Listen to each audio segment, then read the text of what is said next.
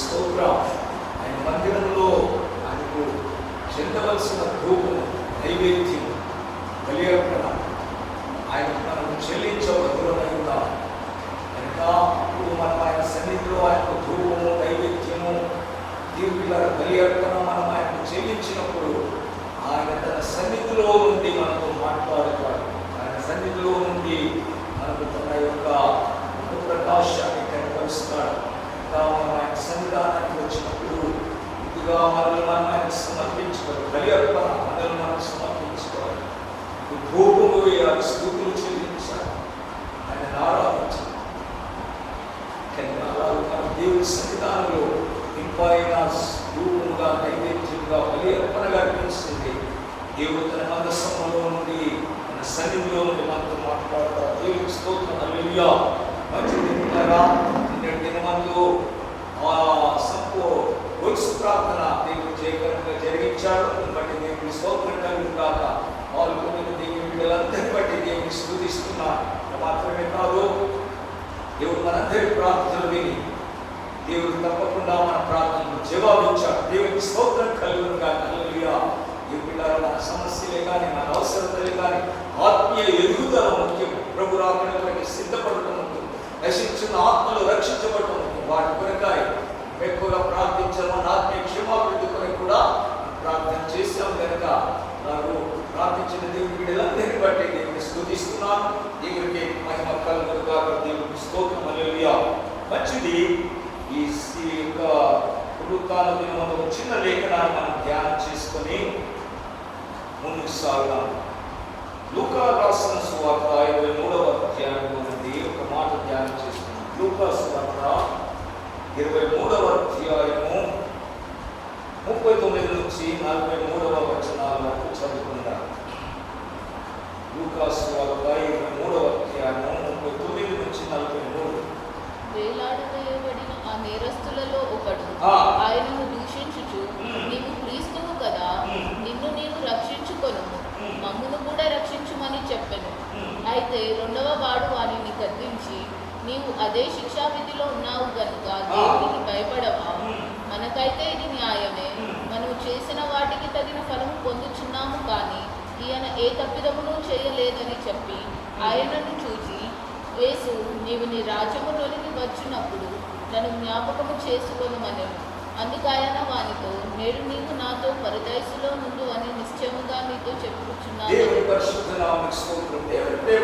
చూడండి, యేసు ప్రభు శిలువపై మరణిస్తున్నప్పుడు యేసు ప్రభుతో పాటు ఇద్దరు దొంగలు కూడా శిలువ వేయబడ్డారు. వారు నేరం చేసిన వారు. మార్కు సువార్తలు అంటారు వారు బందిపోటు దొంగలని రాయబడి ఉన్నది. కనుక బందిపోటు దొంగలకు, నేరస్తులకు, రాజద్రోహులకు, నరహంతకులకు శిలువ మరణం అనే శిక్షను విధిస్తున్నారు. మంచిది. ఇప్పుడు యేసు ప్రభు నేరం చేయకపోయినా యేసు ప్రభుకు ఆ శిలువ అనే ఆ ఘోరమైన శిక్షను ప్రభుకు వేయబడింది. మంచిది పిల్లారా, యేసు ప్రభు ఏమో అందరి పాపం కొరకై ఆయన శిలువ మరణం పొందుతున్నాడు. లోకములో ఉన్న మనుషులందరి పాపము తనపై మోపబడి ఉండగా తండ్రి సృష్టికర్తైన దేవుడు లోకమందున్న సకల జనుల పాపములను తన కుమారుడైన యేసు పైన మోపి ఉండగా ఆ పాప భారమును మోసుకొని ఆ పాప యొక్క పరిహారార్థమై లోకంలో ఉన్న జనులందరి పాపముల నిమిత్తమై యేసు ప్రభు కల్వరి శిలువలో మరణిస్తున్నాడు, ప్రాణం పెట్టుచున్నాడు. కానీ యేసు ప్రభు ప్రక్కనే ఇద్దరు శిలువ వేయబడుతున్న దొంగలు కూడా ఉన్నారు. వారైతే వారు చేసిన తప్పిదముల కొరకే, వారు చేసిన పాపముల కొరకే, వారు చేసిన నేరముల కొరకే వారు శిలువ వేయబడుతున్నారు. మంచిది. యేసు ప్రభుతో కూడా వారు శిలువ వేయబడిన ఒక గొప్ప భాగ్యం, ఒక గొప్ప ధన్యత. వారు యేసు ప్రభుతో పాటు వారు శిలువ వేయబడకుండా ఉండినట్లయితే ఒకవేళ ఆ రెండవ వానికి పరదేశం దొరికి ఉండేది కాదు. రెండవ దొంగకు పరదేశంలోనికి, దేవుని సన్నిధిలోనికి వెళ్ళే భాగ్యము దొరికేది కాదు. యేసు ప్రభుతో పాటు శిలువ వేయబడే అవకాశం, ఆ గొప్ప భాగ్యము ఆ దొంగలకు కలిగింది. కానీ ఆ దొంగలు ఇద్దరిలో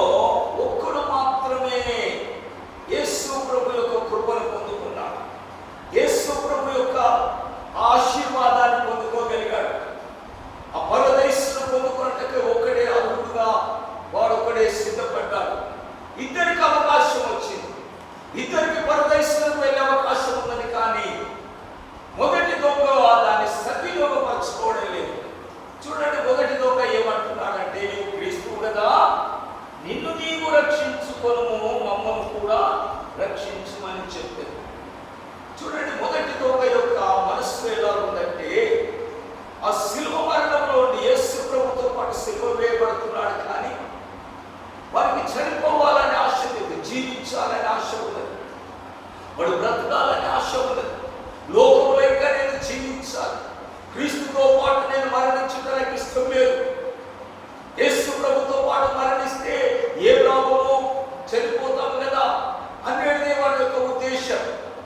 యేసు ప్రభుతో పాటు మరణించిన వారికి దేవుని బిడ్డలారా, మన క్రీస్తుతో కూడా సిలువ వేయబడిన వారు, క్రీస్తుతో కూడా మరణించిన వారు, క్రీస్తుతో కూడా మనం సమాధి చేయబడిన వారు కనుక మనం క్రీస్తుతో పాటు మనం కూడా సజీవులుగా లేచి క్రీస్తుతో కూడా జీవించే భాగ్యం మనకు ఉన్నది.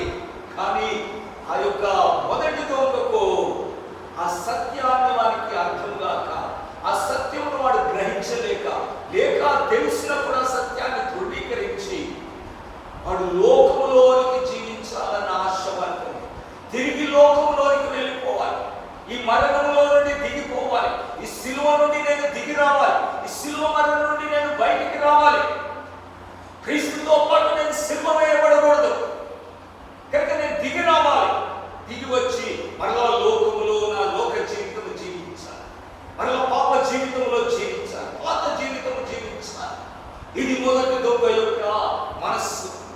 దేవుని పిల్లారా, మనం ఒకసారి క్రీస్తుతో కూడా సిలువ వేయబడ్డామంటే మనం మన పాత జీవితాన్ని మరలా మనం జ్ఞాపకం చేసుకోకూడదు, మరలా పాత జీవితాన్ని వెళ్ళిపోకూడదు, పాత జీవితాన్ని ఆశపడకూడదు.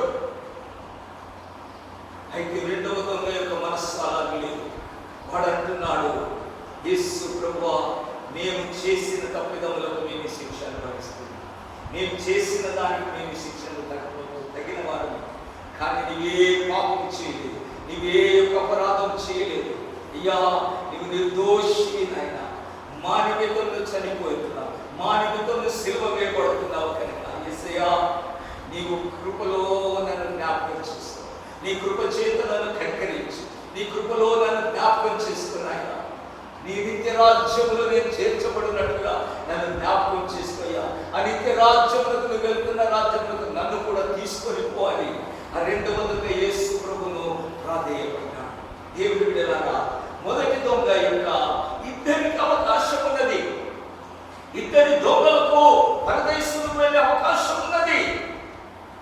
కానీ ఒకడేమో యేసు ప్రభుతో పాటు మరణించి, తిరిగి మరణించి క్రొత్త జీవితం జీవించాలన్న ఆశ వాళ్ళు లేదు, నూతన జీవితం జీవించాలన్న ఆశ లేదు.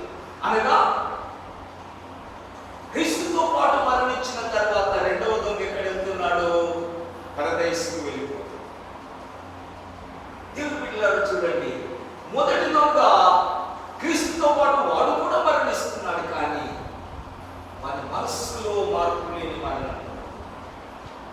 మరలా పాత జీవితాన్ని ఆశపడి మరణిస్తున్నాడు, లోక జీవితాన్ని మనసులో నింపుకొని మరణిస్తున్నాడు. కనుక వాడు నిశ్చయముగా దేవుని రాజ్యంలోకి వెళ్ళలేదు. ప్రభువు ఆ అష్యూరెన్స్ వానికి ఇవ్వలేదు. నీవు నాతో కూడా పరదేశంలో ఉండు అని మొదటి దొంగతో ప్రభు చెప్పలేదు. వాడు కృపను పొందుకోలేదు. ఎందుకనగా దేవుని బిడ్డలారా, దేవునితో యేసు ప్రభుత్వంలోనికి బాప్తీసం పొందిన మనమందరం కూడా, యేసు ప్రభులోనికి బాప్తీసం పొందిన మనమందరం ఆయన మరణంలోనికి బాప్తీసం పొందామని రోమీయులకు రాసిన పత్రికలో ఉంది. కనుక మనం ఒకసారి మరణించామంటే, యేసు ప్రభు మరణించాడంటే తిరిగి ఆయన సజీవుడై లేచి యుగాయుగంలో జీవిస్తున్నాడు.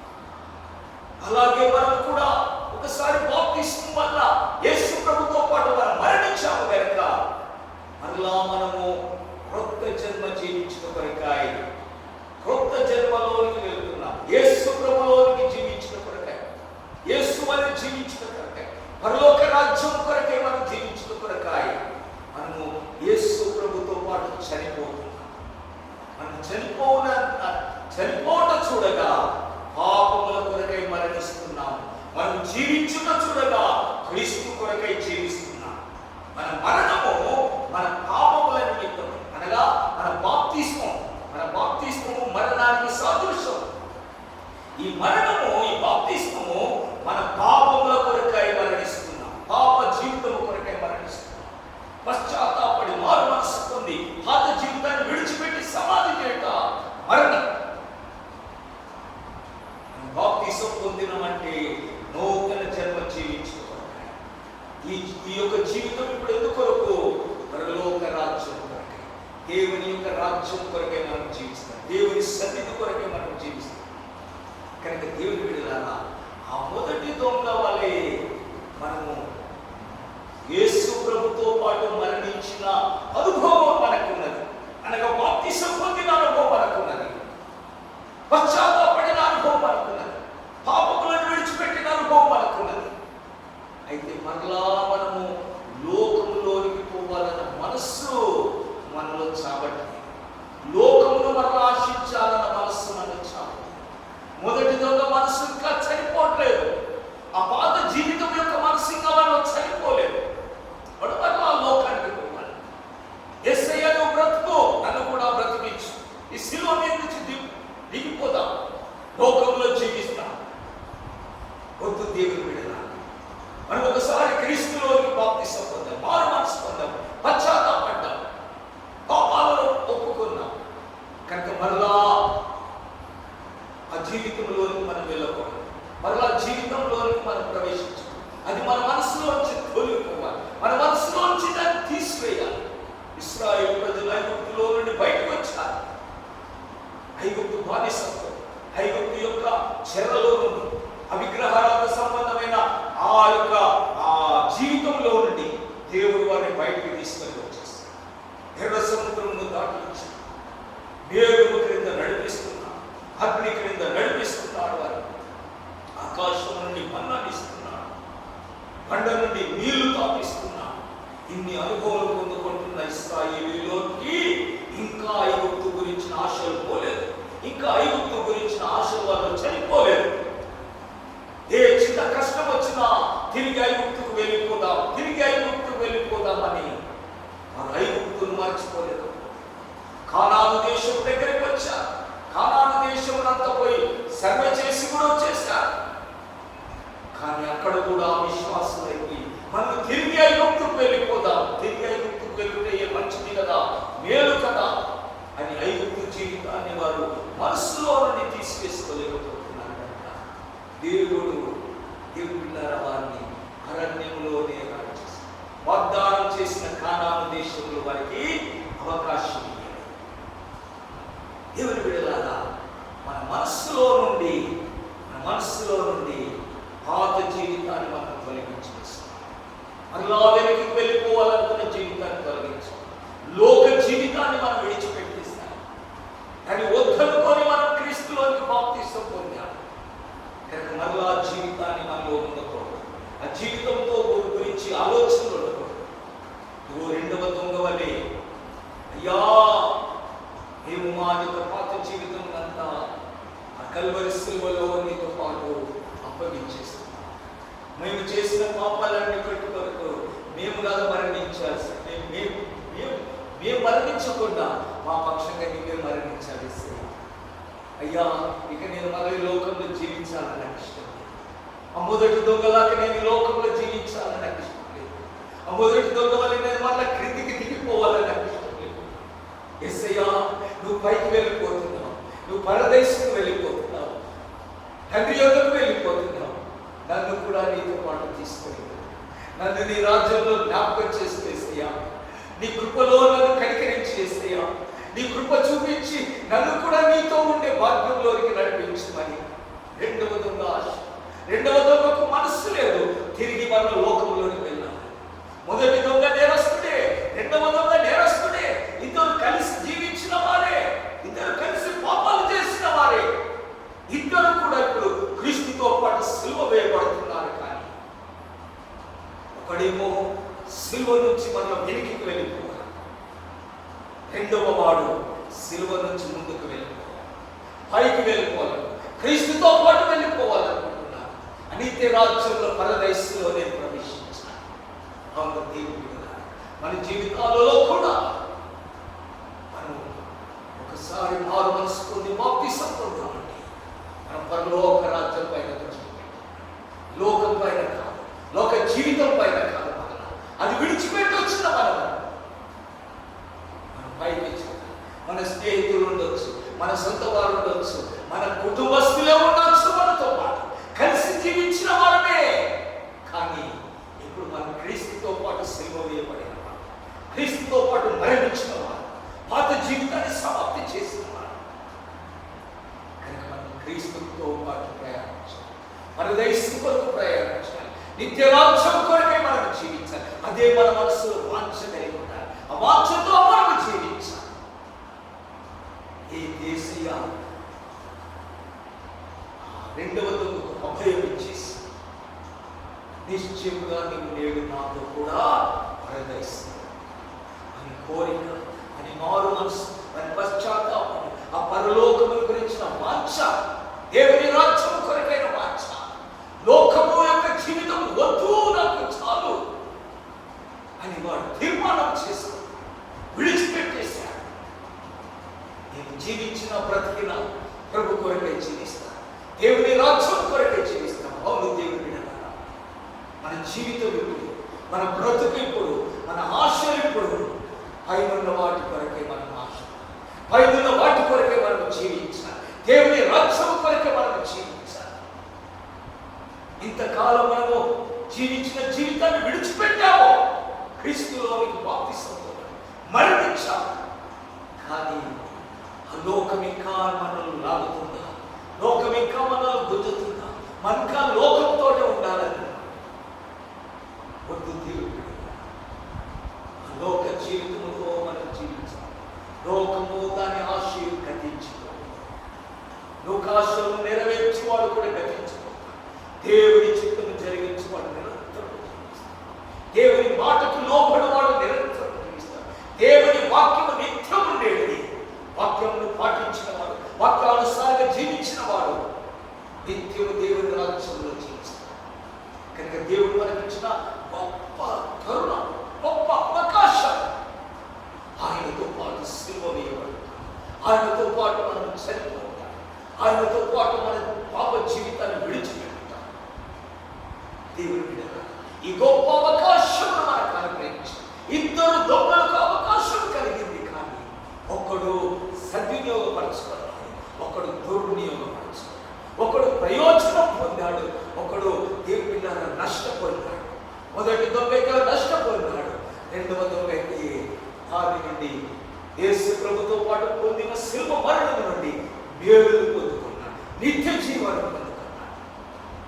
మన జీవితంలో ఈ గొప్ప తీర్మానంతో నేడైనా ఈనాడైనా మన జీవితాన్ని ప్రభు కొరకే జీవించుకోవాలి, పరలోక రాజ్యం కొరకే జీవించుకోవాలి, పరదేశంలోనికి స్థానం కొరకే జీవించుకోవాలి. మనం నేడు తీర్మానం చేస్తాం, సమర్పించాం, లోక జీవితాన్ని విడిచిపెట్టాలి, ఆశలు వద్దు, అవి గతించిపోతాయి, శాశ్వతం కాదు. బాహ్యమునకు కనబడినవన్నీ కూడా అశాశ్వతమే. బయటికి మనకి మన దృష్టికి ఎన్ని కనబడుతున్నాయో, మనం ఎన్ని అనుభవిస్తున్నామో, ఇవన్నీ కూడా అశాశ్వతములే, అశాశ్వతములే. ఏది శాశ్వతం కాదు. వాటి కొరకే మనం జీవించాము. శాశ్వతమైన దేవుని రాజ్యాన్ని కోరుకుంటాం, శాశ్వతమైన దేవుని సన్నిధిని మనం కోరుకుంటాం. అదృశ్యమైన వాటిని మనం చూస్తాం, నిత్య జీవార్థమైన విషయాలను మనం చూస్తాం. మనుషులకు అర్థము కానీ, లోకస్తులకు అర్థము కానీ దైవ సంగతుల పైన మన దృష్టి నిలుపుదాం. దేవుని రాజ్యము కొరకు యొక్క అదృశ్యాన్ని మనము విశ్వాసం ద్వారా చూస్తాము, విశ్వాసం ద్వారా చూస్తాం. అనిత్య రాజ్యం కొరకు కానీ యాత్రను మనం కొనసాగించాం. మనం ఒకసారి సమర్పించడం, ఒకసారి తీర్మానించుకున్నాం కదా, మనలో వెనక్కి చూసే అనుభవం, లోకాన్ని ప్రేమించే అనుభవం మనకు, మనలో లోక జీవితంలోకి వెళ్ళాలన్న ఆ మనస్సును మనం చంపివేస్తాం. అపోస్తలుడైన పౌలు అంటాడు కదా, చూడండి, అపోస్తలుడైన పౌలు ఏమంటున్నాడు, గలితీయులకు రాసిన పత్రిక ఒక మాట చూద్దాం. గలితీయులకు రాసిన పత్రికలో అపోస్తలుడైన పౌలు, దేవానికి స్తోత్రం, స్తోత్రం, స్తోత్రం, నేను క్రీస్తుతో కూడా సిలువ వేయబడి ఉన్నాను. 6వ అధ్యాయం 14వ వచనం చదవండి. 6వ వచనం, గలితీ 6:14. అయితే మన ప్రభువైన యేసుక్రీస్తు సిలువయందు తప్ప మరి దేని యందును అతిశయించుట నాకు దూరమవును కాక, దాని వలన నాకు లోకమునకు నేనును సిలువ వేయబడి ఉన్నావు. దేవుని పరిశుద్ధ నామమునకు స్తోత్రం. అపోస్తలుడైన పౌలు తన అనుభవాన్ని చెప్తున్నాడు. నేను క్రీస్తుతో కూడా సిలువ వేయబడి ఉన్నాను. 2వ అధ్యాయం 20వ వచనంలో ఆ మాటను చూడండి. 2వ అధ్యాయం అది గలతీయులకు రాసిన పత్రిక 2:20. నేను క్రీస్తుతో కూడా సిలువ వేయబడి ఉన్నాను. ఇకను జీవించువాడను నేను కాదు, క్రీస్తే నా యందు జీవించుచున్నాడు.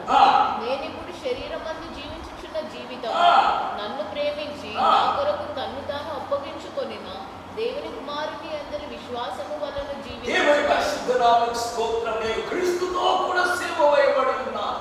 ఇకను జీవించువాడను నేను కాదు, క్రీస్తే నా యందు జీవిస్తున్నాడు. దేవుని బిడ్డలారా, మన కొరకాయ మనం క్రీస్తుతో కూడా సిలువ వేయబడ్డాం. మన పాత జీవితం అంతటినీ క్రీస్తు మన పక్షంగా సిలువలో భరించి వేశాడు. మనం అప్పగించేసాము క్రీస్తుకు మన జీవితాన్ని, లోక జీవితాన్ని, పాప జీవితాన్ని అంతటినీ ఆ సిలువకు మనం అప్పగించేసాం. యేసయ్య అదంతా భరించేశాడు, అదంతా తొలగించేశాడు. కనుక దేవుని బిడ్డలారా, ఇకనో జీవించువాడని నేను కాదు, క్రీస్తే నా కొరకే ప్రాణం ఇచ్చిన క్రీస్తు కొరకు నేను జీవిస్తాను. నా కొరకే మరణించిన క్రీస్తు కొరకు నేను జీవిస్తాను. నా పాపములను తీసివేసిన యేసు కొరకు నేను జీవిస్తాను. దేవుని బిడ్డలారా, యేసు నిత్య రాజ్యంలోకి వెళ్ళిపోతున్నాడు. నేను కూడా నిత్య రాజ్యం కొరకే జీవిస్తానన్న పౌలు భక్తుని యొక్క గొప్ప తీర్మానం ఉన్నది. దేవుని బిడ్డలారా, ఇదిగో ఆ తీర్మానంతోనే ఇదిగో మనం కూడా క్రీస్తులోనికి బాప్తిసం పొందిన మనమందరము ఆయన మరణంలోనికి బాప్తిసం పొందాము. కనుక మరలా మన పాత జీవితానికి వెళ్ళకూడదు, మరలా మన పాత యొక్క అనుభవంలోకి వెళ్ళిపోకూడదు. దేవుని బిడ్డలారా, దేవుని యొక్క నిత్య రాజ్యముకు మనం అనర్హులుగా మనల్ని మనం చేసుకోకూడదు. గొప్ప అవకాశాన్ని దేవుడు మనకి ఇచ్చాడు. ఈ గొప్ప తరుణం మనకి ఇచ్చాడు. క్రీస్తుతో కూడా సిలువ వేయబడే భాగ్యం మనకి ఇచ్చేశాడు. దేవుని బిడ్డలారా, ఈ భాగ్యాన్ని మనం సద్వినియోగపరచుకోకుండా మొదటి దొంగ వల్లే నేను మరలా లోకానికి వెళ్ళాలి, అయ్యా నన్ను బ్రతికించు, నన్ను మరలా క్రిందికి దింపు, ఈ సిలువ నుంచి నన్ను క్రిందికి దింపు, నేను మరలా వెళ్ళి లోక జీవితమును జీవించాలని మొదటి దొంగ యొక్క మనసులో ఉన్నటువంటి వాంఛ అది. కానీ రెండవ వాడని కాదు, అయ్యా నేను నీతో పాటు మరణిస్తానయ్యా నాయనా, నా పాపములన్నిటి కొరకాయ, నేను చేసిన శిక్ష కొరకాయ, నేను చేసిన ద్రోహముల కొరకాయ, అన్యాయముల కొరకాయ, దొంగతనములకై ఎన్నెన్నో భయంకరమైన కార్యాలు చేశాను. వాటన్నిటిని ఇదిగో నీతో పాటు సిలువ వేస్తున్నానయ్యా. అయ్యా నీ రాజ్యముతో నన్ను చేర్చుకో, నీ రాజ్యం కొరకై నేను జీవించాలయ్యా.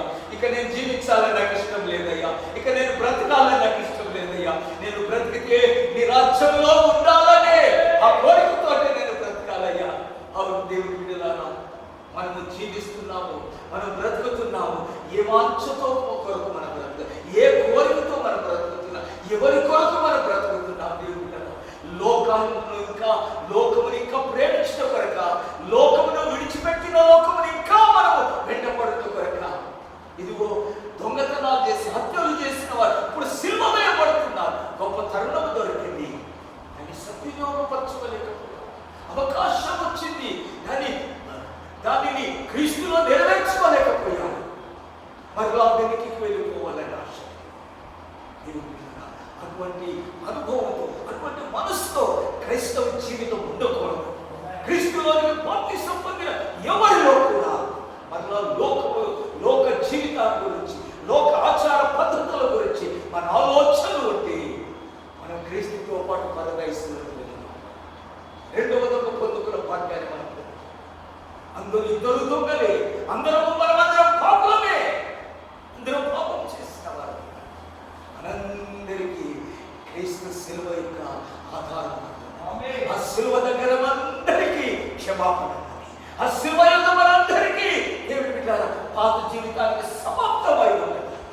క్రొత్త జీవితం కొరకాయి, పరదేశం కొరకాయి, దేవుని రాజ్యం కొరకాయి. అక్కడ ఒక టర్నింగ్ పాయింట్ మనకు క్రీస్తు సిలువ యొక్క ఉన్నది. ఆయనతో పాటు మనం మరణిస్తాం, మన పాపములన్నీ సిలువకు అప్పగిస్తాం, యేసుపై అప్పగిస్తాం. నా కొరకే మరణించి తిరిగి లేచిన క్రీస్తు కొరకే నేను ఇప్పుడు జీవిస్తాను. అవును దేవుని బిడ్డలారా, మనం క్రీస్తు కొరకే జీవిస్తే క్రీస్తు ఉండే స్థలంలో మనం ఉంటాం, క్రీస్తు జీవించే స్థలంలో మనము జీవిస్తాం. కనుక ఆ జీవితం కొరకు మనం ప్రయాసపడతాం. దేవుని బిడ్డలారా, దేవుని కొరకు దేవుడు చాలాసార్లు దేవుని సన్నిధిలో ఈ విషయం గురించి నేను ప్రార్థిస్తున్నప్పుడు, కొన్ని విషయాల కొరకు ప్రార్థిస్తున్నప్పుడు దేవుడు కొందరికి మేలు చేసి కొందరి జీవితాలలో మేలు చేస్తాడు. అనగా కొందరికి ఆరోగ్యం లేకుంటే బాగు చేస్తాడు, కొందరికి ఏదైనా క్లిష్ట పరిస్థితులు అంటే తొలగించాడు. వారి వారి ప్రార్థనలు బట్టి, వారి వారి విజ్ఞాపనలు బట్టి దేవుడు అవి దూరపరిచాడు. వారు మేలు పొందారు, దేవుని వల్ల కృప పొందుకున్నారు, దేవుని వల్ల సహాయం పొందుకున్నారు. కానీ ఆ కృప పొందుకున్న తర్వాత, ఆ మేలు పొందుకున్న తర్వాత దేవునికి ఇష్టలుగా ఉండలేకపోయారు, దేవుని సంతోషపెట్టలేకపోయారు, దేవునికి ఇష్టమైన జీవితం లేకుండా పోయారు. మరలా స్వస్థత పొందారు, మేలు పొందుకున్నాం, దేవుని సహాయం పొందుకున్నాం. కానీ ఆ యొక్క పొందిన మేలుకు ప్రతిఫలముగా దేవునికి ఇష్టలుగా జీవించలేక మరలా దేనికి మరలా లోకములో, మరలా పాత జీవితంలో అటువంటి పరిస్థితులను మనం కొనగించు. అటువంటి దాని కొరకై దేవుడు చేసిన మేలుకు ప్రతిపకారం అది ఉండకూడదు. దేవుడి నుండి మనం పొందుకున్న కృపకు మరలా మనం ఆయనకి ఇష్టలుగా జీవించాలి తప్ప మరలా మనము మన లోక జీవితం జీవించిన కొరకై దేవుని మేలును సద్వినియోగం దుర్వినియోగపరచుకోవాలి. దేవుడు మనకు మేలు చేస్తాడు, కానీ దుర్వినియోగపరచుకోవాలి. శిలువ మరణం ఇద్దరికి వచ్చింది, ఇద్దరు దొంగలకు వచ్చింది. అయ్యో, ఒకడు సద్వినియోగపరచుకున్నాడు, ఒకడు దాన్ని దుర్వినియోగపరచుకున్నాడు. ఒకడు లోకమును జీవించాలని ఆశపడ్డాడు, ఒకడు పరదేశం వెళ్ళాలని ఆశపడ్డాడు. దేవుని యొక్క మేలును పొందుకుంటున్నామని, దేవుని యొక్క కృపను పొందుకుంటున్నామని, దేవుని యొక్క ఆశీర్వాదాలు పొందుకుంటున్నామని, దేవుని మన స్వస్థతలు పొందుకుంటున్నామని మనం దేవుని కొరకే జీవించాలి. దేవుని కొరకే మనం మన జీవితాన్ని సమర్పించుకోవాలి, మన శరీరాలను సమర్పించుకోవాలి. దేవుని రాజ్యం కొరకే, దేవుని కొరకే ప్రయాసపడేవారు. దేవుడు చేసిన మేలుకు ప్రతిపకారంగా మనం ఆయన మళ్ళా ఆయనకి ఇష్టలుగా జీవించుటకై దేవుడే మనల్ని బలపరచను కాబట్టి చూడండి. ఇదిగో మనకందరికీ తెలుసు, ఒక అపవిత్రాత్మ ఒక మనిషిని విడిచిపోయిన తర్వాత అది మరలా మనలోకి ఎందుకు ప్రవేశిస్తుంది? ఒక అపవిత్రాత్మ, ఒక కీడు చేస్తారు. లూకాసు వారి 11వ అధ్యాయంలో మనకు మాట 24 వచ్చింది. అపవిత్రాత్మ ఒక మనిషిలో నుంచి వెలువట్టబడింది, తీసివేయబడింది, ఒక కీడు తొలగిపోయింది. దేవుడు తీసేసి 24 వచ్చింది. పవిత్రాత్మ ఒక మనిషిని వదిలిపోయిన తర్వాత అది విశ్రాంతి వెతుకుచు నీరు లేని చోట్ల తిరుగుచుండును. విశ్రాంతి దొరకనందున నేను విడిచి వచ్చిన నా ఇంటికి తిరిగి వెళ్ళదని అనుకొని వచ్చి ఆ ఇల్లు ఊడ్చి అమర్చి ఉండుట చూచి వెళ్ళి తనకంటే చెడ్డమైన మరి 7 అపవిత్ర ఆత్మలను వెంటబెట్టుకొని వచ్చు. అవి అందులో ప్రవేశించి అక్కడనే కాపురం ఉండు. అందుచేత ఆ మనిషిని కడపటి స్థితి మొదటి దానికంటే చెడ్డదగును. దేవుని నామమునకు స్తోత్రం. దేవునిలారా, ఎందుకొరకు మొదటి స్థితి కంటే కడపటి స్థితి చెడుగా మారిపోయిందంట, భయంకరంగా మారిపోయింది. ఒక మనిషిలో ఉన్న అపవిత్రాత్మను దేవుడు వెలగొట్టేశాడు, తొలగించేశాడు, కీడును దూరపరిచాడు, కీడును తొలగించేశాడు. అయితే కీడు తొలగిపోయింది, వారి జీవితం మంచిదైపోయింది, ఆరోగ్యం మంచిదైపోయింది, పరిస్థితులు మంచిదైపోయాయి. కానీ ఆ మంచిదైన జీవితాన్ని, మంచిదైన పరిస్థితులలో దేవుని కొరకాయ, మహిమ కొరకాయ జీవించలేదు. దేవుని కొరకాయ ఆ దేహమును దేవునికి అర్పించలేదు. ఒక రోగం అంటే తొలగిపోయింది, ఇప్పుడు ఆ దేహం ఇప్పుడు యేసయ్య కొరకు ఉపయోగపడాలి. ఒక భయంకరమైన పరిస్థితులు ఉండే అవి తొలగిపోయినాయి, ఇప్పుడు నెమ్మది వచ్చింది. దేవుని కొరకు మనం మన జీవితాన్ని సమర్పించాలి. మనకు ఆటంకాలు ఉండే దేవుడు వాటిని తొలగించేశాడు. ఇప్పుడు దేవుని సన్నిధికి మనం నడిపించాలి. ఒక మనిషిలో అపవిత్రాత్మ మనం విడిచిపోయింది, తొలగిపోయింది. కానీ ఆ మనుష్యుడు ఆ తొలగిపోయిన జీవితాన్ని, ఆ శుద్ధమైన జీవితాన్ని దేవుని కొరకై ఉపయోగపరచాలి, దేవుని కొరకై ప్రయోజనపరచాలి. కనుక ఆ వదిలిపోయిన అపవిత్రాత్మ ఏం చేసిందంట, తిరిగి తిరిగి తిరిగి వచ్చి ఇక్కడ చూద్దాం ఎట్లా ఉందో పరిస్థితి. నేను విడిచిపెట్టి వచ్చిన నా ఇల్లు అంటుంది. చూడండి ఏమంటున్నది, నా ఇంటికి అంట. ఆ ఇల్లు దాని ఇల్లు ఉన్న నివాసము ఉన్న శరీరాల్లో నుండి యేసు ప్రభు వెలువట్టేశాడు, తొలగించేశాడు. దాని నివాసమును ఇప్పుడు తొలగించేస్తే అక్కడ ఒక్కొక్కరు నివాసం వచ్చి ఉండాలి. ఒక అపవిత్రాత్మ వాళ్ళు నివాసం చేస్తుంది. ఆ నివాసం నుంచి అపవిత్రాత్మను వెలువట్టాడు.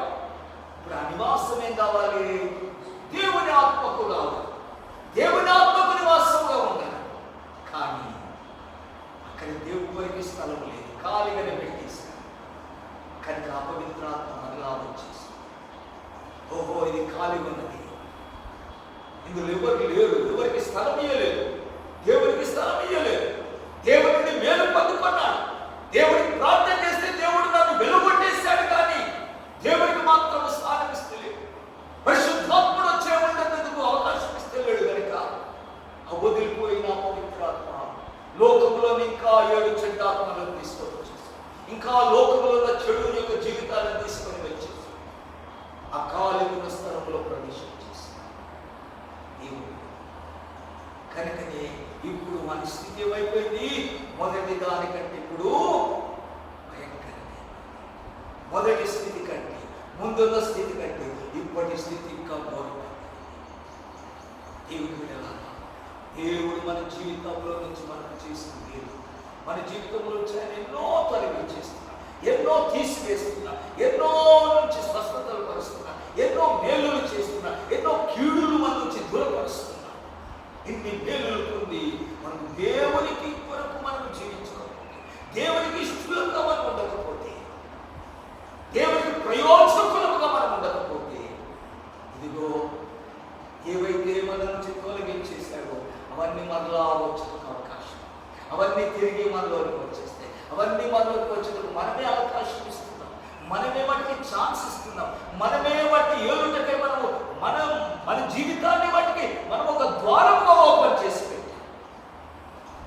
దేవుడు చేసిన, మన జీవితంలో చేసిన ఆ మేలులు, ఆ యొక్క ఉపకారములకు తగినట్టుగా దేవుడికి ఇష్టముగా మనం జీవిస్తుంటే ఏ కీడు మన ఏ విడిచిపెట్టినవి మనలోకి మరలా, ఏ రోగం మరలా మన ఏ దుష్టుని శక్తి మన పైకి రాదు.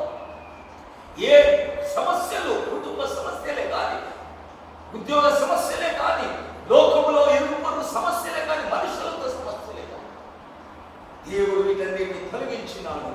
కనుక మనం అప్పుడు ఆ తొలగింపబడిన జీవితాన్ని, ఆ సమాధానం కలిగిన జీవితాన్ని దేవుని కొరకాయ మనం జీవించబడుతున్నాం. కనుక దేవుని కొరకే జీవిస్తే వల్ల మనం తన రాజ్యములకు వారసులుగా సిద్ధపరచాలి. కానీ నువ్వు అలాగ చేయనట్లయితే తిరిగి పాత జీవితంలోకి వెళ్ళిపోతాం, మరలా పాత అనుభవంలోకి వెళ్ళిపోతాం, పాత కష్టాలలోకి, పాత ఇరుకులోకి, పాత రోగాల్లోకి తిరిగి ఆ మొదటి స్థితి కంటే, మొదటి పరిస్థితి కంటే ఇప్పటి పరిస్థితి ఇంకా ఘోరంగా. దేవుడు చేసిన ఏ మేలు మనం మరవకుండా, కనుక దేవుడికి మనం ఇష్టలుగా జీవించుకోవాలి. దేవుని కుటుంబం మన పాత జీవితాన్ని మనం అనుభవించుకో, పాత ఆశల కొరకు మనం వెళ్ళిపోకుండా దేవుని కొరకు జీవించుకుంటే దేవుడు మనకు సహాయం దయచేయాలి. దేవుని నామమున స్తోత్రం కలుగుగాక. కొన్నిసార్లు మన ఆత్మీయ జీవితాలలో కూడా కొన్ని ఎలా ఉంటాయంటే, మనం తెలిసి కావలసుకొని బుద్ధిపూర్వకంగా దేవుని పిల్లల పాప జీవితాన్ని జీవిస్తుంటారు. హెబ్రీయులకు రాసిన పత్రిక 10వ అధ్యాయంలో చూడండి మాట. హెబ్రీయులకు రాసిన పత్రిక 10వ అధ్యాయంలో 26 వచనం, 10:26.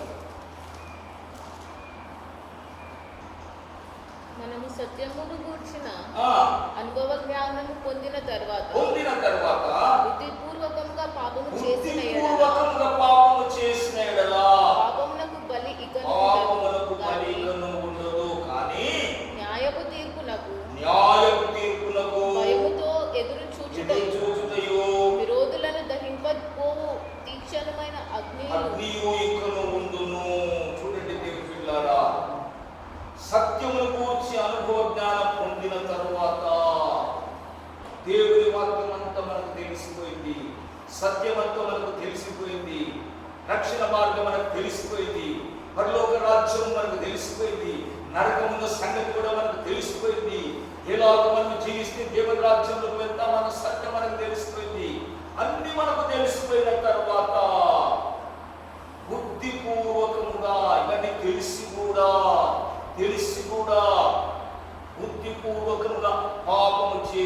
ఎడల ఇప్పటి మనకు ఇలా బుద్ధిపూర్వకంగా పాపము చేస్తే మళ్ళా పాపమునకు బలి లేదు, ఇక మళ్ళా పాపమునకు క్షమాపణ లేదు, అటువంటి పాపమునకు మళ్ళా శిలువ మరణం లేదు. ఒకసారి శిలువ మరణం పొందొచ్చా, క్రీస్తుతో పాటు మరణించాం, బాప్తిసం పొందాం.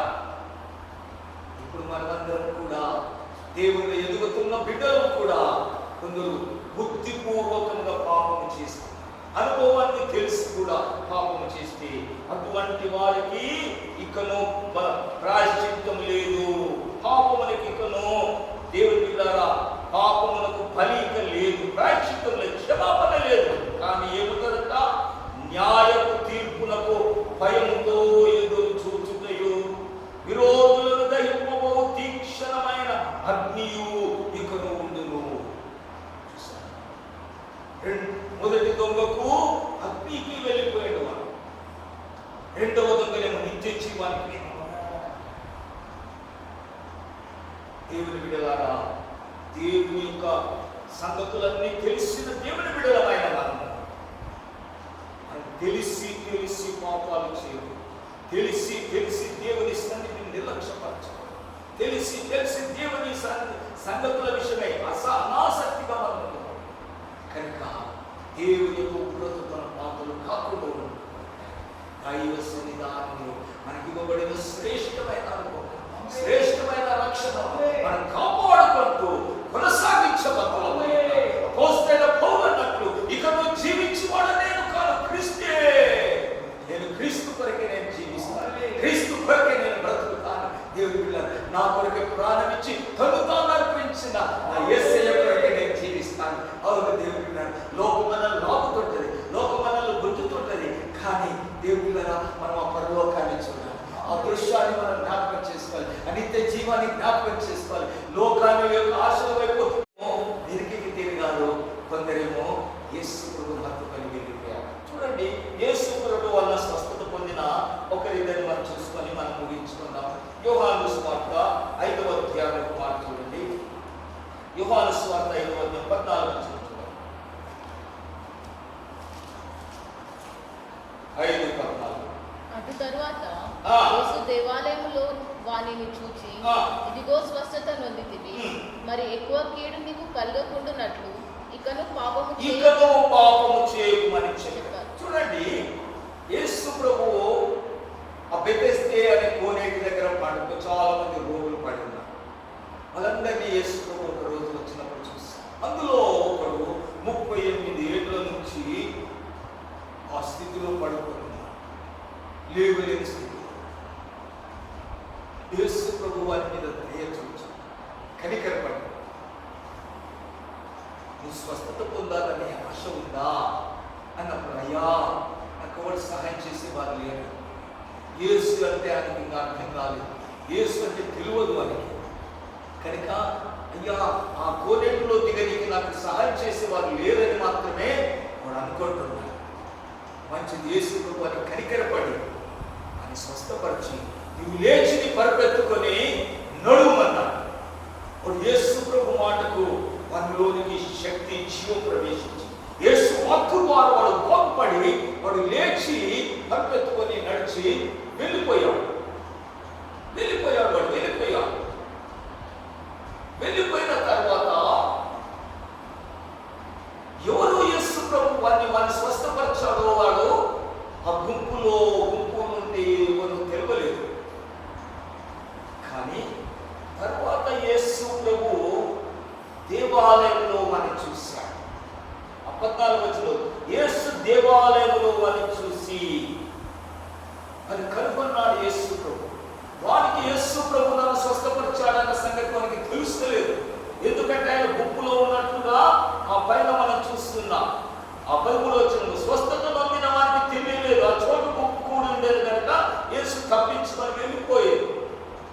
కానీ ఇప్పుడు యేసేవాని దర్శిస్తున్నాడు, ఇప్పుడు యేసేవాని గుంపు వాని ఎదురుకు వచ్చాడు అంటున్నాడు. యేసు ప్రభు వారితో ఏమన్నాడంటే, ఇదిగో స్వస్థత పొందావు, కానీ మరి ఎక్కువ కీడు నీకు కలగకుండునట్లు ఇకను పాపము చేయకు. దేవుని పిల్లలు చూడండి, వీడు ఈ 38 సంవత్సరాల స్థితిలో పడి ఉండే కలిగే కారణం ఏంటిది? వారి పాపమును బట్టి. వారి పాపమును బట్టి. ఇదిగో నువ్వు స్వస్థత పొందావు, నేను నిన్ను స్వస్థపరిచాను, నీ పాపములను క్షమించాను, నీకు స్వస్థతనిచ్చాను. కనుక ఇక ముందుకు ఇంకా నీకు ఎక్కువ కీడు కలగకూడదు. ఇప్పుడే 38 ఏళ్ళు నువ్వు ఆ స్థితిలో పడి ఉన్నావు, అంతకంటే భయంకరమైన కీడు నీకు కలగకూడదంటే ఇక నువ్వు పాపము చేయొద్దు. ఇంతకాలం చేసిన ఆ పాపములకు క్షమాపణ అయిపోయింది. నేను క్షమించేసి నిన్ను స్వస్థపరచాను, బాగుపరచాలి. కనుక ఇవి ఇక మరలా పాపము చేయకు. మరలా పాపం చేసావా, ఇంతకంటే గొప్ప కీడు అనుభవిస్తావు, ఇంతకంటే గొప్ప నాశనం అనుభవిస్తావు. కనుక ఒకసారి దేవుని వల్ల స్వస్థత పొందాడు కనుక మరలా నువ్వు ఆ కీడును అనుభవించకు. ఆ రోగ స్థితిలోనికి రావు, ఆ బలహీన స్థితిలోనికి రావు, ఆ పడి ఉండే స్థితిలోనికి రావద్దంటే నువ్వు ఇకను పాపము చేయి, ఇకను ఆ పాత జీవితంలోనికి వెళ్ళిపోకు. అంతకుముందు నువ్వు జీవించిన జీవితం ఉందే, దానిలోనికి మరలా వెళ్ళిపోకు. ఆ జీవితాన్ని బట్టే నీకు స్థితి కలిగింది, కానీ నేను కనికరించి నిన్ను క్షమించి స్వస్థపరిచాను.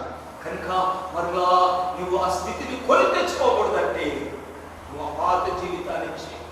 మరి ఎక్కువ కీడుని కలుక్కుండకూడదంటే నువ్వు మరలా పాపం చేయి. కానీ వాడు ఏం చేశాడు?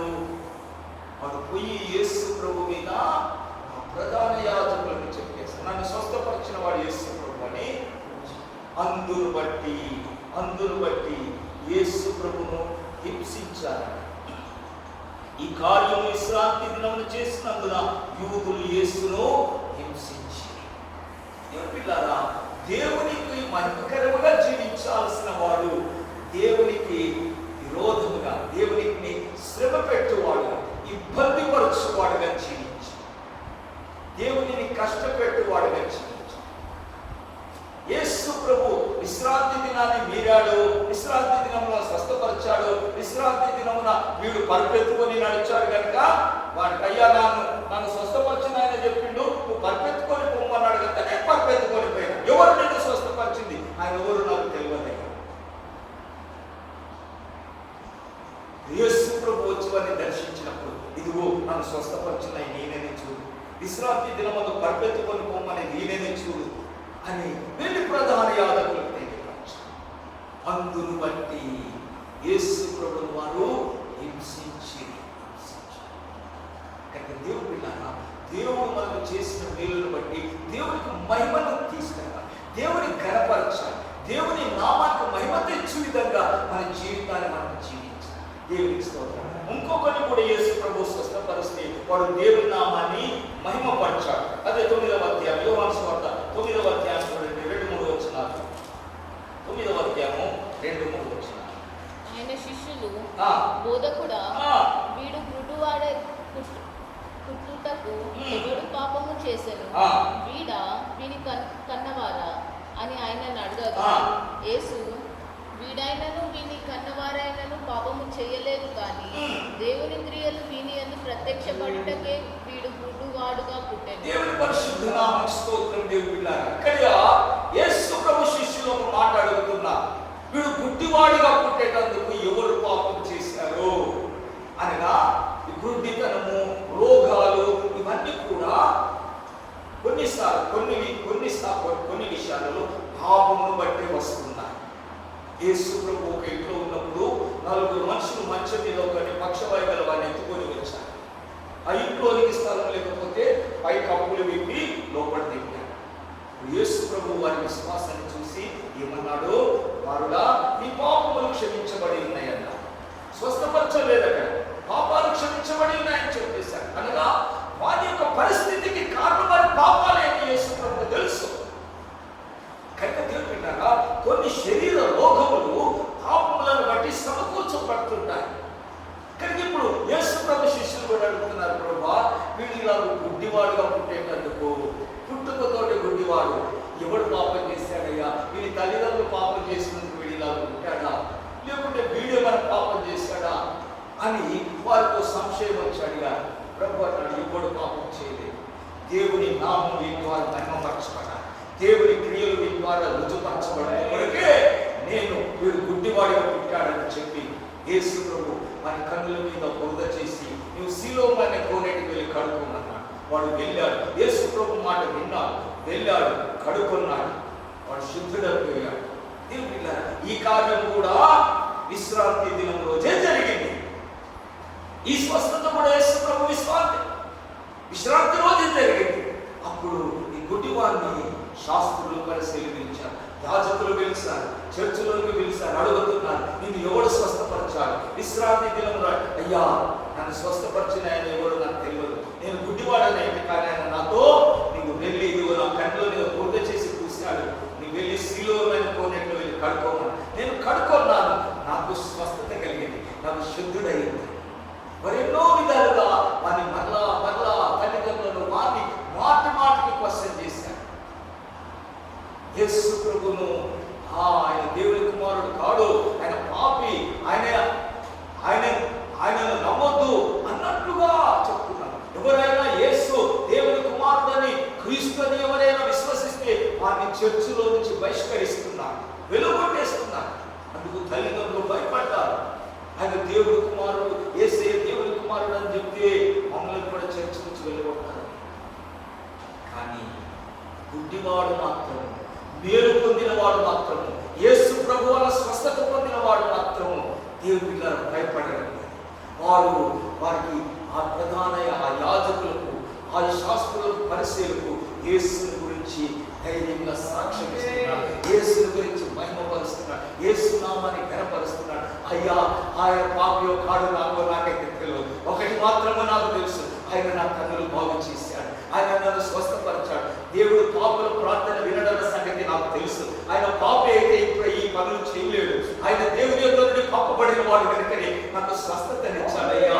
కనుక ఆయన దేవుని కుమారుడని నేను విశ్వసిస్తున్నాను, ఆయన దేవుని కుమారుడని నేను నమ్ముతున్నాను. మీరు నమ్మినా నమ్మకపోయినా, మీరు ఏమనుకున్నా ఆయన నన్ను స్వస్థపరిచిన వాడు కనుక ఆయన దేవుని కుమారుడి, ఆయన పరిశుద్ధుడే, ఆయన దేవుడు ఆయన ప్రార్థన విని నాకు స్వస్థతనిచ్చాడని యేసుని గురించి, తనకు మేలు చేసిన యేసుని గురించి శాస్త్రులకు, పరిశీలకు సాక్ష్యం ఇస్తున్నాడు, ధైర్యంగా తెలియపరుస్తున్నాడు. దేవుని బిడ్డలారా, ఆ అంతకు ముందు 38 సంవత్సరాల నుంచి పడి ఉన్న వాడు మాత్రము, వాడు కూడా యేసు వల్ల మేలు పొందాడు, వాడు కూడా విశ్రాంతి దినములోనే స్వస్థత పట్టుబడ్డాడు. కానీ వాడు వెళ్ళి శాస్త్రులకు, పరిశీలకు యేసును అప్పగిస్తున్నాడు, యేసుని హింసించుటకు వాడు యేసును అప్పగిస్తున్నాడు.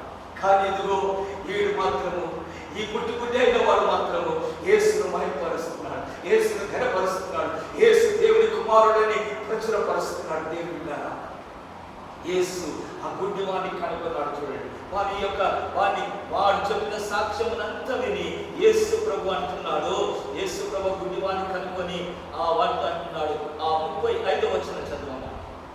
35వ వచనం. పరిసయ్యులు వానిని వెలివేసిరని యేసు విని వానిని కనుగొని, నీవు దేవుని కుమారుని యందు విశ్వాసముంచుచున్నావా అని అడిగేను. అందుకు వాడు, ప్రభువా, నేను ఆయన యందు విశ్వాసముంచుటకు ఆయన ఎవడు అని అడగగా, యేసు, నీవు ఆయనను చూచుచున్నావు, నీవు మాట్లాడుచున్నవాడు ఆయనే. దేవుని పరిశుద్ధ నామమునకు స్తోత్రం.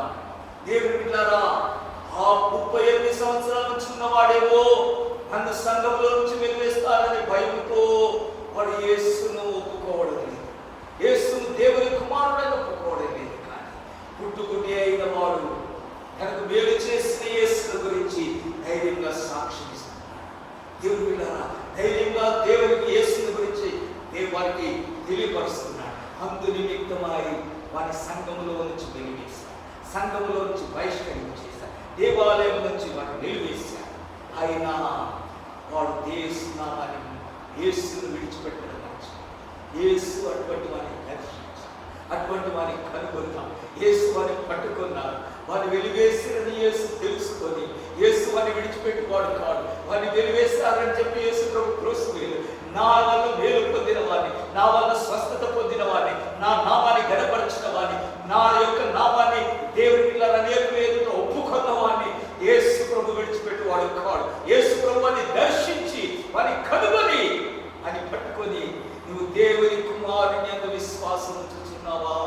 దేవుని బిడ్డలారా, నేను స్వస్థపరిచిన వాడిని నువ్వు దేవుని కుమారుని యందు విశ్వాసం ఉంచుచున్నావా? యేసు దేవుని కుమారుడని, యేసే క్రీస్తు ఉన్నాడని నువ్వు విశ్వాసం ఉంచుచున్నావా?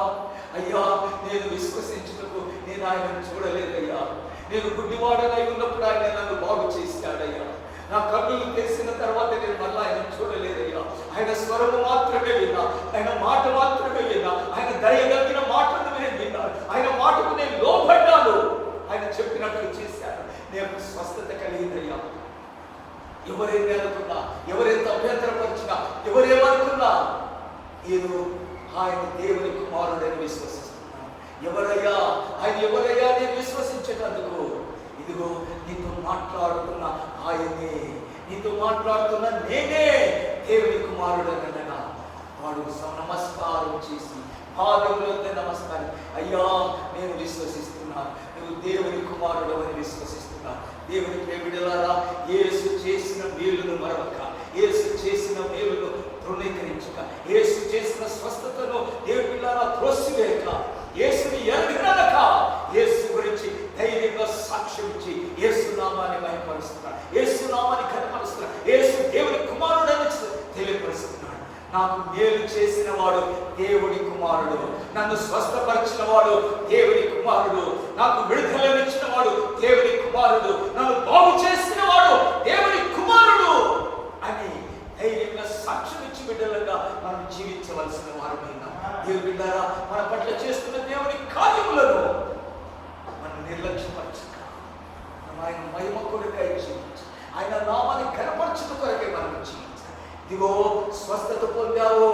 మొదటి ఆ యొక్క 38 సంవత్సరాల నుంచి స్వస్థతలో నిన్ను వానితో ప్రభు అన్నాడు. ఇదిగో స్వస్థత పొందావు. మరి ఎక్కువ కీడుని కలుగుకున్నట్లు ఇకను పాత జీవితాన్ని జీవించు. దేవుని బిడ్డలారా, వాడు మళ్ళా ఏ జీవితం జీవించాలి కానీ వాడి మనస్సు మాత్రము సరి అయినది. వాడు యేసుని గురించి, దేవుని బిడ్డలారా, యేసు కంటే ఎక్కువగా ఆ యొక్క సంఘ పెద్దలకు భయపడుతున్నాడు. యేసు మాట కంటే, తనకు స్వస్థతనిచ్చిన యేసు కంటే కూడా లోకంలో ఉన్న సంఘం యొక్క ఆ కౌన్సిల్ వారికి భయపడుతున్నారు. కనుక ఇదిగో యేసు గురించి వారికి అప్పగించడం కొరకు లేదు. ఇదిగో నన్ను స్వస్థపరిచిన వాడు యేసు అని తెలియపరిచినందుకు అందును బట్టి యేసును హింసించబడ్డాడు. ఇక్కడైతే యేసు కనపరచబడుతున్నాడు, యేసు మహిమపరచబడుతున్నాడు, యేసు కొనియాడబడుతున్నాడు. దేవుడు వారిని యేసు విడిచిపెట్టేవాడు కాదు. యేసు నామం కొరకు జీవిస్తూ వారిని యేసు విడిచిపెట్టేవాడు కాదు. యేసు వారిని కనుగొని ఇదిగో వారిని దర్శించి వారిని బలపరిచి స్థిరపరిచి.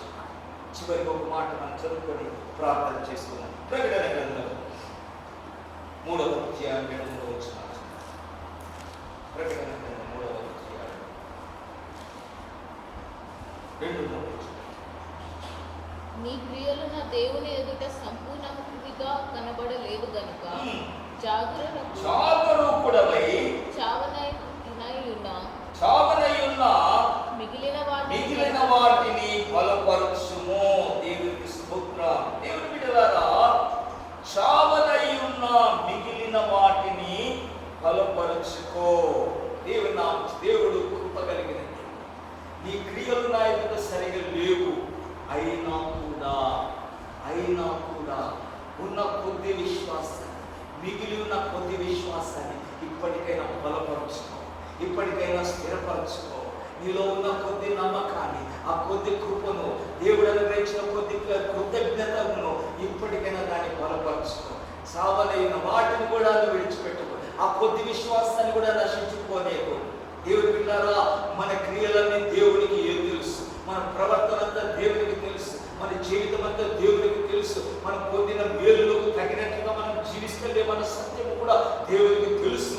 అయినా కూడా ఆయన కృప కలిగిన దేవుడు కనికరం చూపిస్తున్నాడు, కృప చూపిస్తున్నాడు. ఇదిగో ఇంకా నీలో ఉన్న కొంతమైన విశ్వాసాన్ని ఇప్పటికైనా బలపరచుకో. ఇప్పుడు ఇంకా ధైర్యం ఇస్తున్నాడు, ఇప్పుడు ఇంకా అవకాశం ఇస్తున్నాడు. దేవుడి 3వ వచనం కూడా చదవగా, నీ వేలాగు ఉపదేశం పొందితువో, ఏలాగు వింటివో జ్ఞాపకం చేసుకొని దాని గైకొనుచు మారు మనస్సు పొందుము. జాగరూకుడవై నీవు జాగరూకుడవై ఉండని ఎడల నేను దొంగ వలె ఏ గడియలో నీ మీదకి వచ్చిందో నీకు తెలియదు. దేవుని పరిశుద్ధ నామమునకు స్తోత్రం. దేవుని బిడ్డలారా, నువ్వు జాగరూకుడవై ఉండని ఎడలా, దేవుని బిడ్డలారా, నీవు ఏ ఉపదేశములు పొందితువో, ఎలాగూ వింటివో జ్ఞాపకం చేసుకొని దానిని కైకొనుము. దాని మారు మనస్సు పొంది కైకొను. మారు మనస్సు పొందు. ఏ ఉపదేశం పొందావు, ఏ యొక్క వాక్యాన్ని విన్నావు, క్రైస్తవ జీవితం జీవించావు, అదంతా ఇప్పుడు నీలోంచి తొలగిపోయింది. అదంతా ఇప్పుడు నీలోంచి తీసివేయబడింది. ఆ మొదలున్న క్రియలు ఇప్పుడు నీలో లేవు. ఏదో కొద్దిగా ఉన్నాయి. ఆ కొద్దిగా ఉన్న వాటిని ఇప్పుడు మనలో బలపరుచుకో. నీవు విన్న ఉపదేశాన్ని మర్చిపో. నీవున్న వాక్యాన్ని మర్చిపో. సత్యవాక్యాన్ని నువ్వు మనలో విడిచిపెట్టదు. వాటిని మనలో బలపరచు. దేవుని వైపు తిరుగు. వాక్యాన్ని బట్టి దేవుని వైపు తిరుగు. సత్యాన్ని బట్టి దేవుని వైపు తిరుగు. నీ ఉపదేశమే నిన్ను రక్షిస్తుంది. నీ ఉపదేశానుసారమైన జీవితమే నిన్ను రక్షిస్తాయి. ఉపదేశానుసారమైన క్రియలే నిన్ను దేవుని రాజ్యంలోకి తీసుకుని వెళ్ళేది. నేను ఏ జాములో వస్తానో మీకు తెలియదు కనుక జాగరూకుడు, మెలకువగలిగి ఉండు, సిద్ధపడి ఉండు. అనగా ఉపదేశానుసారమైన జీవితాన్ని కలిగి జీవించు. మనం విన్న ఉపదేశాన్ని విడిచిపెట్టేసి, మనం విన్న వాక్యాన్ని విడిచిపెట్టేసి, మనం విన్న సత్యాన్ని విడిచిపెట్టేసి, అనుభవాలను విడిచిపెట్టేస్తాం, ప్రార్థనలు విడిచిపెట్టేసి, అనుభవాల ప్రార్థన జీవితాలను విడిచిపెట్టేసి, నువ్వు జాగరూకుడవై అనగా మేల్కో మేల్కొని త్వరగా మేల్కో. ఎందుకంటే అది త్వరగా జాగరూకుడై మిగిలిన వాటిని ఇదో అలా బలపరచు. దేవుడు ప్రతి సమయంలో మనకు అవకాశం ఇస్తాడు. ప్రతి సమయంలో మనం కనిపిస్తాం. ప్రతి సమయంలో మనం దర్శిస్తాం. మనకి ఇవ్వబడిన మంచి తరుణాన్ని, అవకాశాన్ని ఇప్పటికైనా జాగరూకులు మేలుకుందాం. మారు మనసు పొందుదాం. మన మనస్సును మార్చుకుందాం. మనస్సును తిప్పుకుందాం. లోకం వైపు వద్దు, పాత జీవితం వైపు వద్దు, విడిచిపెట్టిన జీవితం వైపు వద్దు, లోకాశల వైపు వద్దు. దేవుడు పెట్టాలి. ఇది ఆయన రాబోతున్నాడు. ఆయన వైపు మన మనసు, మన ప్రభు రాబోతున్నాడు. ఆ గుంపులు నేను ఉండాలన్న ఆ వాక్యంతోనికి మన ఉపదేశానుసారమైన జీవితంలోనికి మనం తిరిగి వస్తాం. వాక్యానుసారమైన జీవితంలోనికి మనం వస్తాం. నామకార్థ క్రైస్తవ జీవితాలు బహుళలో వద్దు. దేవుడు పెట్టాలి. అది విడిచిపెట్టే మనకు వచ్చేసాం. దాని కాదని మనం అంటున్నాం. సంపూర్ణము కాదని మనం తెలుసుకున్నాం. అలా జీవితం వద్దు. నామకార్థ క్రైస్తవ జీవితం వద్దు. ఉపదేశానుసారమైన ఆ క్రియలు మనకు, ఆ జీవితం మనకు. నేను త్వరగా ఏ చావున వస్తాను తెలియదు. మన కలిగి ఉన్న దాన్ని గట్టిగా, మన కలిగి ఉన్న ఉపదేశాన్ని గట్టిగా విడవగలుగుతుంది. ఉపదేశం, సత్యవాక్యం, సత్యోపదేశం, అపోస్తలులు ప్రవక్తలు వేసిన పునాదిని, స్వాఖ్యాన్ని విడిచిపెట్టకుండా వాక్యానుసారమైన జీవితంలో జీవిస్తే తప్పకుండా నిత్య జీవంలోనికి, ఆ రెండవదిగా నిత్య జీవంలోనికి వెళ్ళిపోయిన భాగ్యాన్ని ఇదిగో మన ప్రభువు రాబోతున్నాడు. ఎత్తబడే సంఘ గుంపులో ఉండటకాయ పరిశుద్ధాత్మ దేవుడు మనల్ని బలపరిచి తన రాజ్య నివాసులు ఉండటకాయ సహాయం చేసి నడిపించును కాక. ఆమె ప్రార్థన చేసుకుందాం. స్తోత్రం. హల్లెలూయా, హల్లెలూయా, హల్లెలూయా.